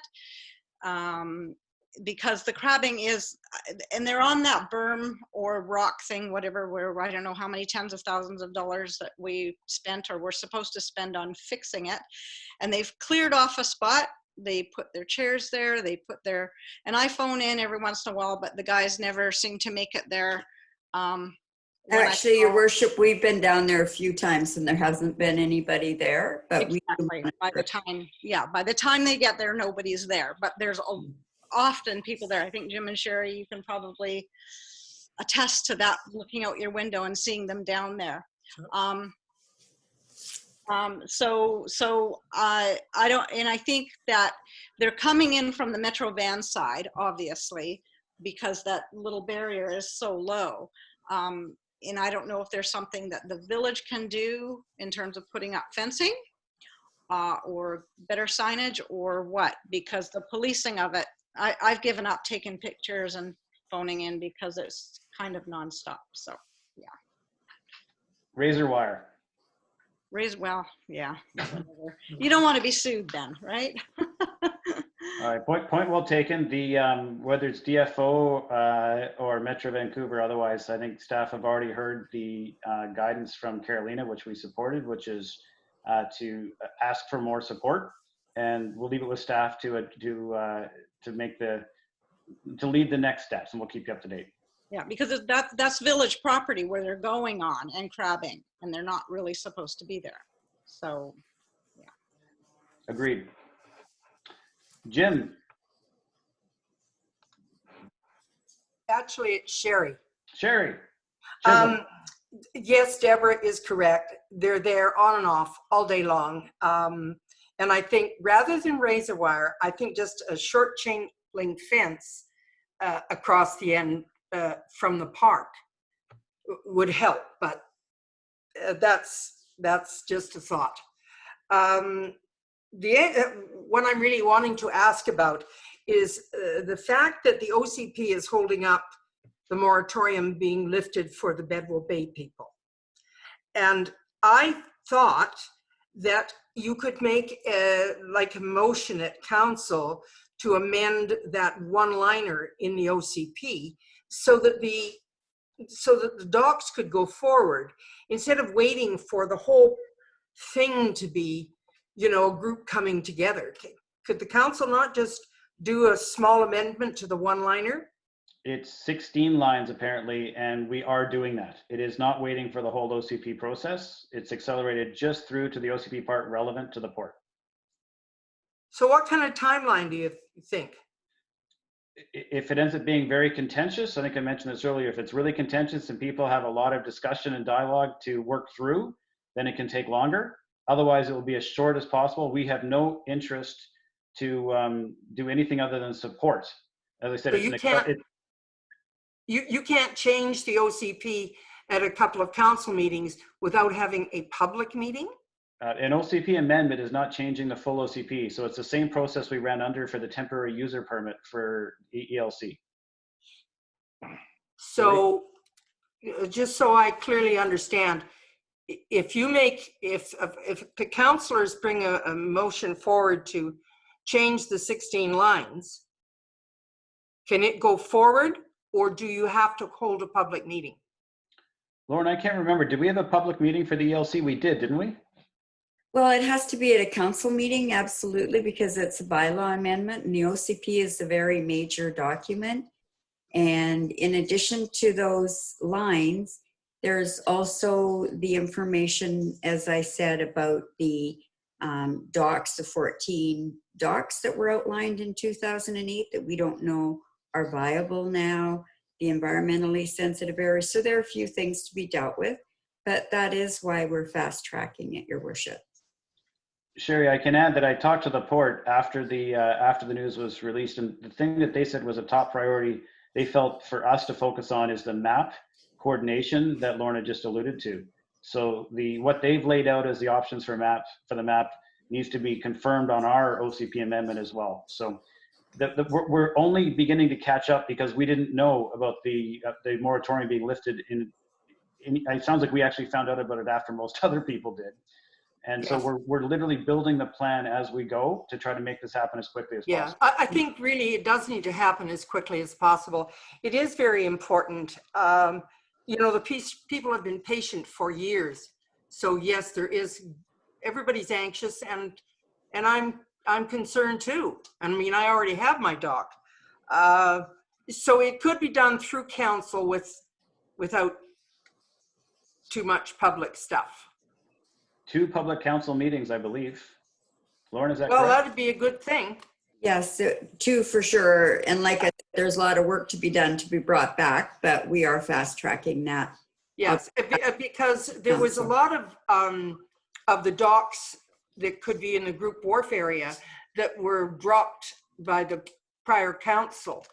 And I think some of those spaces need to be reinstated, because there was always an understanding that if you lived in the village, you could always get on a shared dock, even if you didn't live on waterfront. And it would be nice to see that open up again for everybody. That's why a lot of people are here, because they want their boat at home. Hey, So thank you very much. Thanks, Sherry. Your point's well taken. We're going as fast as we can. The planning stage is there. The resources are going in behind this, and the group docks that are being affected in Bedwell Bay, at least fortunately, we're not falling back on this, but at least fortunately, they will be accelerated to the head of the line as group docks over the single docks from other municipalities. So we're not only doing the best we can, but the moment we can get this taken care of, then we'll also, those group docks will jump to the front of the line as well. So we're doing our best, and we have some support from the port as well. Good. And we'll get more together, Neil. We'll get there. Okay. We'll get there. Thank you. No problem. Bruce, thanks for your patience. No, thank you, Neil. Yeah, just a comment further to Ian's comments on the options that we may wish to have Chris look at. I have found, amongst the tons of paper I have, and I'm sure Ian and others on the Water Committee have, the North Vancouver reference, and I appreciate it's a very, very high-end ballpark estimate, but they indicate that they could support up to 60 liters a second, but they think the upgrades to our system would cost $2 to $3 million. So it's only an indication that might be something worth looking at. And as you say, if the water tank proves to be much more expensive and we can't secure any grants, then it might be an option worth looking at. So I just wanted to provide that specific metric further to Ian. I appreciate it. I'm just glad that we got Chris working on this planning and checking out these options, which is great. Carolina. Thank you. Your worship, could I ask that council members show themselves, because otherwise we don't know if they're in attendance or not? Thanks. Okay, Carolina. Thank you. I had to move spots because of my internet was breaking out. For Deborah Struck, just responding to your question about the fencing there beside the Chisholms where the rocks are and people have been crabbing from. I do believe we spoke about it quite a few months ago when the work needed to be done at that spot, and it was decided that fencing wouldn't work, a longer fence, because of the high tide.